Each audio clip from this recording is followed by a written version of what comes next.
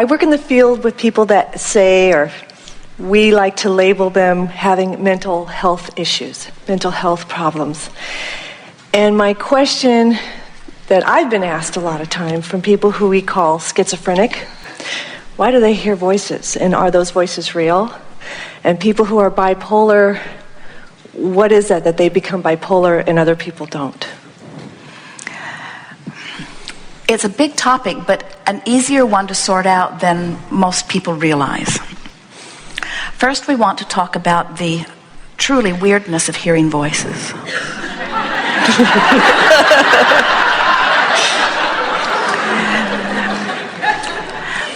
When you acknowledge that this is a vibrational universe and that you are vibrational beings first and foremost, and you acknowledge that you pick up blocks of thought, when you acknowledge someone like Esther, who has managed through meditation to quiet her mind and therefore release enough resistance that she was able to tune her vibration into the vibration of this broader perspective, when you realize that you've had senses of things that were about to happen, you've thought the phone was ringing even before it was ringing, you realize that this is a vibrational world and that there are people who tune into the vibrations of things and hear them even without needing to hear the auditory description of them. There is much more that is going on vibrationally. Every relationship you have has at its basis much more profoundly the vibrational relationship than it does the verbal relationship. Esther finds herself almost with everyone that she interacts with words, wanting them to get to the place that they can read her mind because she has so much to say in such a short period of time. She wants them. It's so satisfying to live with someone like Jerry, who is so close to the same wavelength, where a look sometimes conveys a myriad of sentences where they're living something and they just look at each other and they know that they have complete understanding. They don't have to go back and revisit it verbally all the way to how they got there. Very often they will end up at the same conclusion about something, and when they do take the time over dinner to rehash how each of them got there, they came through very different routes, but they ended up at the same place. So we just want you to begin by accepting that people, all people, are picking up on vibrations and interpreting them. Now, Esther is receiving the vibration of Source. She is receiving that voice of Abraham. It is her voice, but she is receiving this consensus of thought. We are not whispering words into her ear that she is repeating. Instead, we are offering her a vibration. It's like downloading to a computer, and at an unconscious level, she receives it and turns it into words. People do that all the time. Sometimes they're receiving it from broader perspective. Often they're picking it up from what's happening in the physical world. In other words, every thought that's ever been thought still exists, and law of attraction gathers those thoughts together. So when there is a war against terror and a lot of information coming across about it, and the terror alert is high and people are worried about it and a lot of people are talking about it, a stream of thought about that becomes a very pervasive stream in your consciousness, in your mass consciousness. So someone who has tuned themselves to pick up on vibrations can begin to read those. So just like once you learn to read, you could pick up any book and read it. It doesn't mean that every book you pick up and read is necessarily a book you want to pick up and read.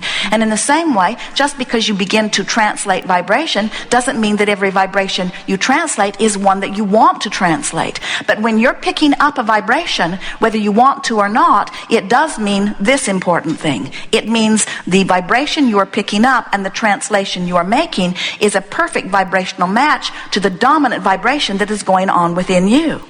So someone who's a schizophrenic, this is a really, Esther said the other day, I feel like a schizophrenic, because on some topic they were talking about, Esther says, this is how I feel about this, and this is how I'm supposed to feel about this. In other words, she recognizes that when she doesn't feel good about something, that the reason that she doesn't feel good is because the broader part of it feels about it a different way. When you're angry with someone, the very fact that you feel anger means that you are a schizophrenic in the sense that the larger part of you is not going there in that anger, and the fact that you are has you separated, too strong a word, but you're pinching yourself off a little bit. So we think that it is very reasonable then to understand that a person could be focusing in their life and accessing thoughts and hearing it. Esther doesn't actually hear a voice, but she receives the impulse. She hears it as it's spoken, but many people actually, especially if Esther is not talking and listening to us, she would say, Abraham said, and it sounds like something that she's hearing audibly, you see. So we want you to be more surprised that more aren't doing it instead of surprised that some are doing it. We want you to understand that it is the most natural thing in the world and that all of you are doing it all of the time. Now, as we talk about this, as you talk about these people that are in this environment called mental health, and what you really mean by that is they're mentally not healthy, we want to say to you that at the basis of that is something that is very easy to understand. Anytime someone is in a situation where they feel powerless in their environment, the larger part of them becomes more powerfully evident. In other words, the more discomfort you are in, the more you are asking. And so what happens, we love to teach you how to live life, know what you don't want, know what you do want, give your attention to what you do want, move into that place. Live life, know what you don't want, know what you do want, focus on what you do want, move into that place. Live life, know what you don't want, know what you do want, focus on what you do want, live into that place. In other words, that's a wonderful unfolding and using the contrast in just the way you intended as you came forth. But there are those, and there's nothing wrong with it, who live life and really know what they don't want. And so they know what they do want, and the source within them becomes it, but they're captivated by what they don't want. That's the group they go to, that's the mother they live with, that's the people they run around with, that's the television shows they watch, that's the stuff they read. So they really know what they don't want, so they really know what they do want, but they don't pay attention to what they do want. They know what they don't want. So they know what they don't want, so they really know what they do want. So they get this big spread between what they're usually vibrating and what they really want. So there's a big tug of war going on within them. And in time, that tug of war is more than they can bear. And so there's a sort of breaking down. There's a sort of just letting go. We've been encouraging you to deliberately let go of the oars. But when your situation forces you to let go of the oars, because you just can't you call it snapping. What happens is then that letting go of the oars causes them in a more uncontrollable but rapid way to come into alignment with who they really are, and they receive this incredible insight. But the habits of their thought soon take them back into that pattern. So it's just a dramatized version of alignment and not alignment, alignment and not alignment. Some of these people are the best teachers on the planet because their life has caused them to want more than almost anybody you know. So their stream is moving faster than almost anybody you know, but they haven't learned to manage it because almost nobody in the mental health field or in their home or in their school, almost no one will give you permission to have a negative thought or to have a negative feeling. When you start acting out negatively, almost everyone says you should stop it. When your source is calling you through that negative, through the less negative, over to the positive, but you've got to be willing to let yourself take the journey. And the majority of people who are still suffering in the mental health world are suffering because they have not been allowed to take the natural journey.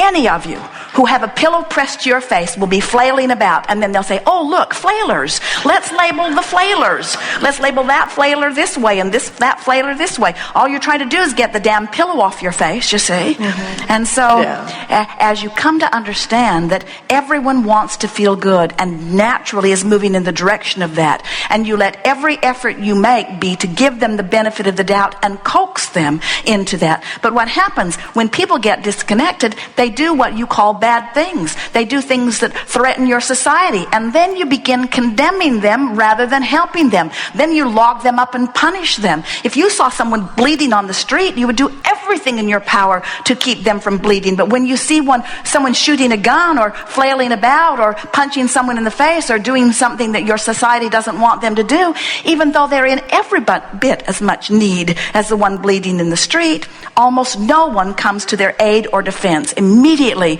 you see them as your enemy.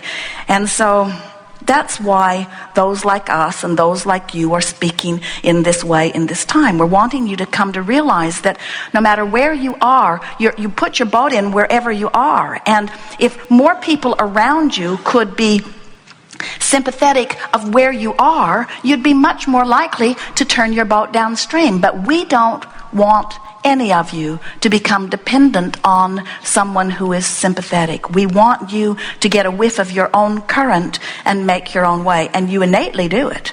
In other words, a little kid in the schoolyard who someone is making feel powerless is right to become belligerent on his own behalf. That is the step in the right direction because it feels so much better than the powerlessness that he was feeling before.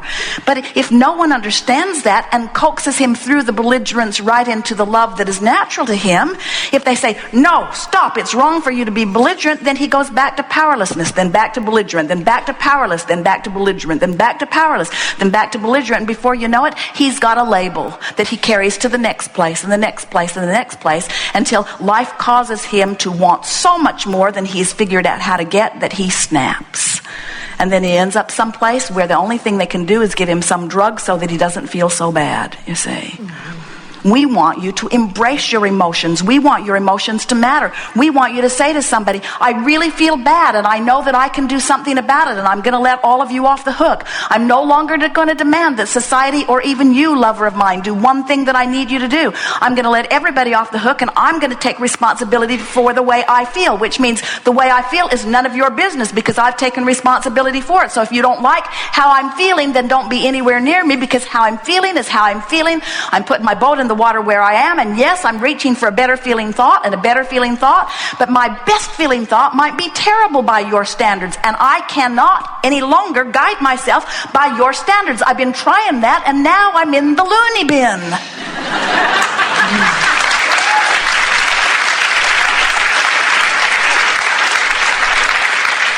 There's not a person on the planet, no matter what their state of being, that knowing what you know, you could not coax down the emotional scale. It does not matter what their state of depression or despair is, knowing what you know, and with the patience that you have, and your understanding of who they really are, and your understanding of the law, and your access of the techniques that you are so good at, there's not a person on the planet you could not coax back into well-being, you see. The other day, Esther said to Jerry, tell me a story.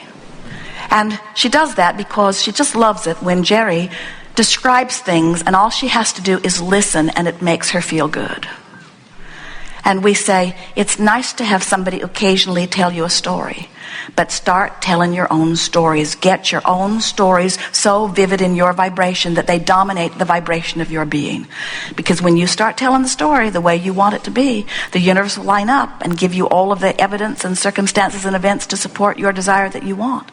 And no one is left out of that. But when somebody feels left out of it, they feel left out of it. And so it's so helpful to have somebody who knows that no one's left out to say, hey, come on over here, and I understand how you feel, and I'm not trying to get you to be different, because this is the thing that goes wrong in everybody trying to help everybody, whether you're just generally trying to uplift or whether you're really treating someone in a clinical situation.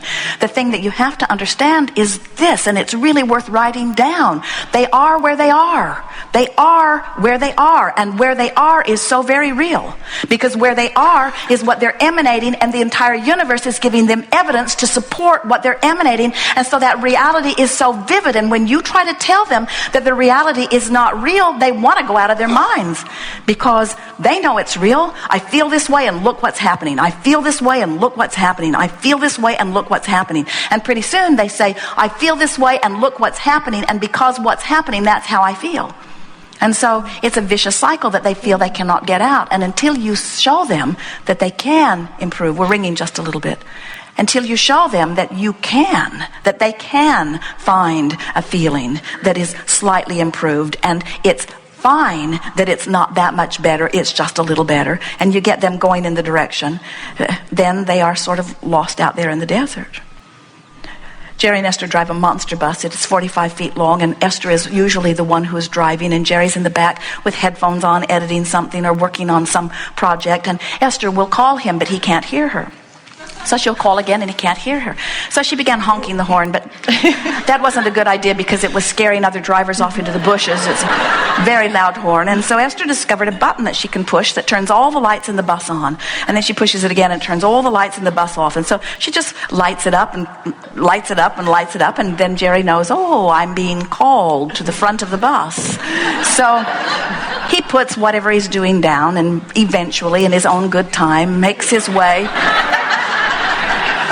to the summoning. And he sits next to Esther and he says, yes. And Esther says occasionally, oh, never mind, it was an upstream thought.